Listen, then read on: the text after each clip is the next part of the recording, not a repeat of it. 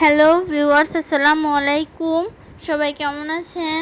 আমরাও ভালো আছি। শবনম ডেইলি ব্লগ থেকে চলে এসেছি নতুন একটি ভিডিও নিয়ে।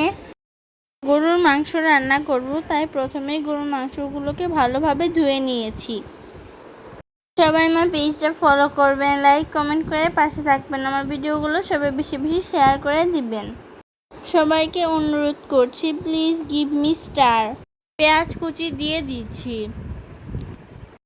বেরেস্তা করে রেখেছিলাম, বেরেস্তাগুলো দিয়ে দিচ্ছি। দারচিনি ও সাদা এলাচ দিয়ে দিচ্ছি।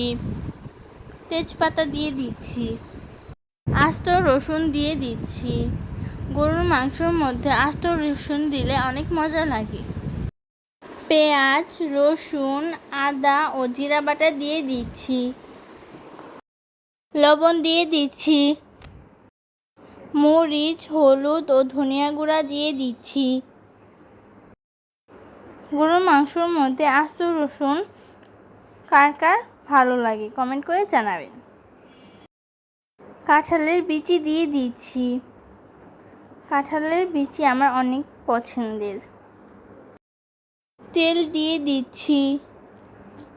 সবগুলো উপকরণ একসঙ্গে হাত দিয়ে মাখিয়ে নিচ্ছি। ঝোল দিয়ে চুলায় বসিয়ে দিয়েছি। ভালোভাবে জাল দিয়ে মাংসটা সিদ্ধ করে নিতে হবে। আমাদের হাতে মাখানো গরুর মাংস রান্না হয়ে গেছে। সবাইকে অনেক ধন্যবাদ ভিডিওটা শেষ পর্যন্ত দেখার জন্য।